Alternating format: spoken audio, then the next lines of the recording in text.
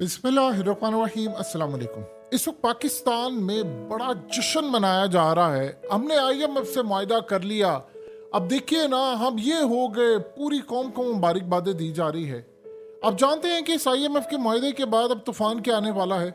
इस पर कोई आपको बताने को तैयार नहीं है जो मामलात इस वक्त होने जा रहे हैं। इस वक्त सूरत हाल ये है कि आपने आईएमएफ के साथ रेगुलर मुआहदा नहीं किया, बल्कि हमने स्टैंड बाय मुआहदा किया है।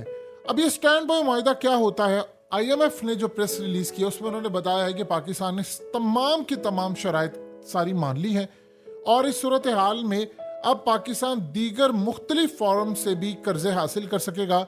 अब ये होने क्या जा रहा है? सबसे पहले तो आप ये समझ लें कि असल में ये स्टैंड बाय मुआहदा क्या है और इसके बाद जो तूफान इसका उठना है उस पर कौम को नहीं बताया जा रहा। यानी आप ये देख लें कि हम अब आज जश्न मना रहे हैं कि आईएमएफ से यानी हमें कर्ज मिल गया है, हमें एक भीख मिल रही है और हम दीगर दुनिया के अंदर वहां से भी सूद अब हम बढ़ाएंगे। मामला ये है कि ये स्टैंड बाय मुआहदा क्या होता है।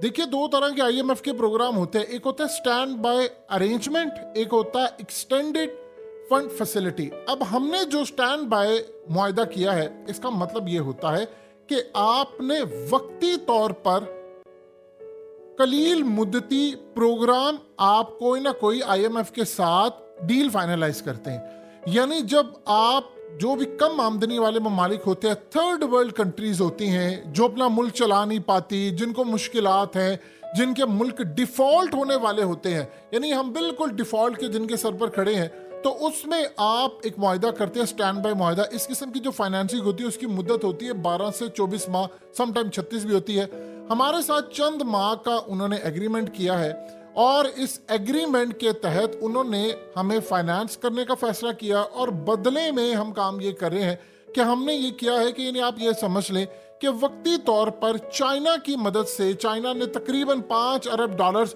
जो हमने उनको कर्ज देना था उसको रोल कर लिया, वो हमसे नहीं लिया, और जो उन्होंने हमें पैसे रखवाए होते और बहुत सारी चीजें जो है यानी उसको रोल ओवर कर दिया है। अब ये जो मुआहदा हुआ है इसके तहत अब वो हमें पैसे दे रहे हैं, उसमें आपको सूद बढ़ाना पड़ेगा और उसके अलावा आपको बहुत सारी नई चीजें बढ़ानी पड़ेगी। यानी सबसे पहले तो आप ये ज़हन में रखिएगा, आपको बिजली की जो कीमत है वो आसमान पर ले जानी पड़ेगी। आप ये देखिए कि तकरीबन इस वक्त हमें अंदाजा नहीं है कि हुकूमत फाइनलाइज क्या करेगी या जो भी मामला होता है। यानी इस वक्त हालत ये है कि हमें बिजली की जो कीमत है वो तकरीबन 3 से 5 रुपए यूनिट बढ़ानी पड़ेगी। गैस की तकरीबन 50% हमें महंगी करनी पड़ेगी। जो पेट्रोल है उसके ऊपर 10 रुपए लेवी बढ़ानी पड़ेगी। यानी जो हमें कहा गया था कि रूस से जब तेल आएगा वो बड़ा सस्ता तेल होगा, आपको वो सस्ता तेल मिलेगा और उसके बाद 50 रुपए सस्ता होगा। मीडिया ने तो खबरें चला दी थी, एक धेला आपका सस्ता नहीं होगा बल्कि उल्टा आपका जो पेट्रोल है वो महंगा होगा। अब गैस हम महंगी करेंगे। पहले ही हम तकरीबन एक साल में 1300 अरब रुपए बिजली और गैस की मद में महंगी कर चुके हैं। गैस पर 310 अरब रुपए पहले महंगी की जा चुकी है। बिजली एक साल में 11 रुपए 30 पैसे फी यूनिट महंगी की गई है और उसमें जो इजाफा किया गया है उसमें आप ये देखिए सरचार्ज भी ऐड किया गया है और माहाना जो फ्यूल एडजस्टमेंट होती है उस पर भी बोझ बर्दाश्त है। अब ये जो मुआहदा हुआ है इसके बाद आपकी फिर चीजें महंगी होंगी और सारे का सारा बोझ पड़ेगा। अब अगली जो सूरत हाल है, यानी आप ये देखें, जो सबसे बड़ा सवाल है, दो चीजें हैं। क्या मार्केट के अंदर डॉलर की जो कीमत है वो 250 रुपए हो जाएगी? देखिए, होता यह है कि अगर आप मिसाल के तौर पर श्रीलंका डिफॉल्ट कर गया था, 370 था डॉलर, लेकिन डिफॉल्ट करने के बाद जो उनका एग्रीमेंट हुआ था उसके बाद जब उन्होंने आईएमएफ से एग्रीमेंट किया, पैसे आ गए तो 298 तक उनका चला गया। अब सवाल ये पैदा होता है कि वहां पर वो एक्सट्रीम स्टेप थे, क्या हमारे यहाँ पर 250 रुपए तक डॉलर जाएगा? लेकिन सबसे बड़ी बात यह है कि ओपन मार्केट के अंदर बैठे हुए जो माफिया है वो तो कभी भी नहीं चाहेगा। उन्होंने जो डॉलर्स, मिसाल के तौर पर एक बंदा है उसने 280 रुपए का डॉलर लिया हुआ है और ओपन मार्केट के अंदर वो 300-315 का बेच रहा है, तो आप सिर्फ इतना बता दें कि वो आगे क्या करेगा, क्या वो बेच देगा? यानी अगर उनकी उसकी कोशिश होगी कि वो ओपन मार्केट में रखे तो माफिया की जो जंग है वो देखने वाली होगी, क्योंकि आज तक तो माफिया को काबू कर ही नहीं पाए हैं।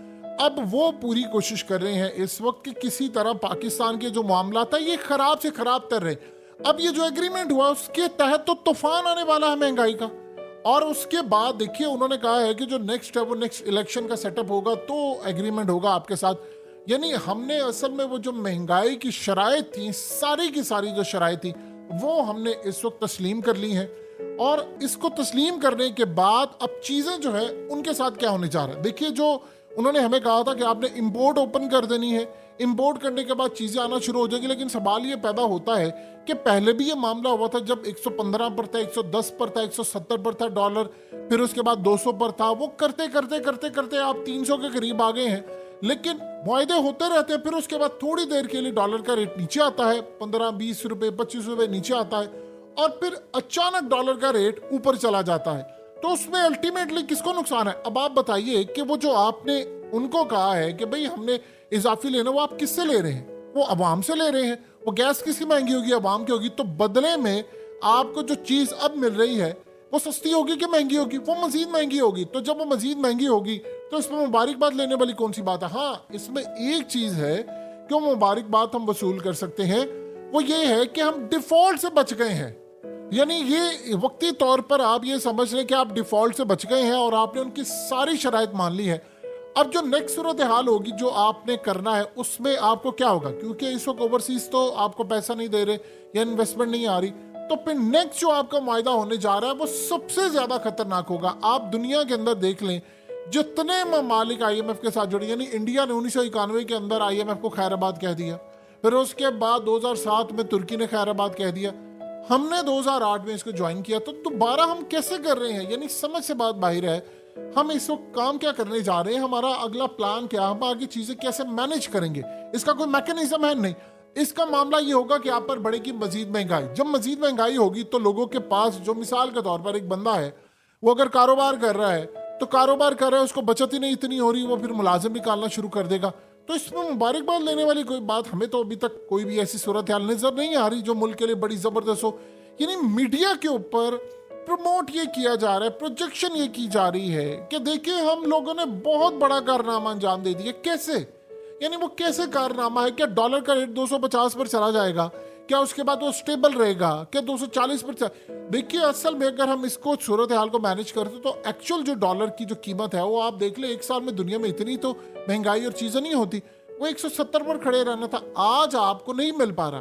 तो ये जो असल में इस वक्त सूरत हाल है, देखिए दो चीजें आप ध्यान में रखिए। जब डॉलर का रेट नीचे आता है, अवाम को तो कभी कोई इस बात का फायदा मिला ही नहीं है, वही माफिया नीचे गिराएगा, वो नीचे लो बाय कर लेगा और उसके बाद सेल हाई कर लेगा। वो तरीकाकार उनका है। अब इस सारी सूरत हाल के अंदर असल में तो दूसरे लफ्जों में ये बात समझ लें कि जो नेक्स्ट हमारा मुआहदा होगा वो बहुत ही ज्यादा खतरनाक होगा। यानी आप ये समझ लें कि हमने तमाम चीज़ों में IMF के आगे सरेंडर कर दिया है कि जो जो शराइत आपकी हैं, हम वो तमाम की तमाम शराइत तस्लीम करने को पूरी तरह तैयार हैं। और आपने जो बातें कही हैं, अब उसके बाद IMF क्या करेगा? बिजली महंगी होगी, फलाना हो गया, ये होगा। नेक्स्ट में वो जो कट लगाने जाएगा वो कहेगा आप अपने सरकारी मुलाजिमीन को फारिग करें, आप फलाने इदारे का बजट कम करें, आप ये में करें। यानी दुनिया के अंदर उनका तरीकाकार ये होता है, दुनिया की असल में नजर होती है आपके एटमी प्रोग्राम की तरफ। तो इस सारी सूरत हाल में हमें ये चीजें देखनी है कि किस जानिब मामला जा रहे हैं और किस जानिब खराबी की तरफ चीजें जा रही हैं।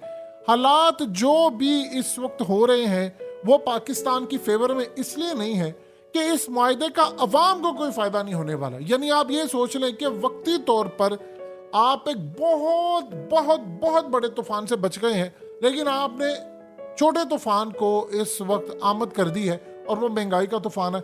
इससे ज्यादा बिजली कितनी महंगी होगी और इससे ज्यादा लोगों को कितना नुकसान होगा, इसका अंदाजा आप लगा सकते हैं कि पेट्रोल अगर मजीद महंगा होता है तो बताएं, वो जो रूस से सस्ता तेल की बात हो रही थी, वो जी एग्रीमेंट था, वो जी फलाना था, तो हमें उसका क्या फायदा हुआ? फिर अगर आपको मिल ही नहीं रही चीज उनसे सस्ती तो फिर आपका क्या बनेगा? ये असल में सूरत हाल है जो असल में इस वक्त बताई नहीं जा रही।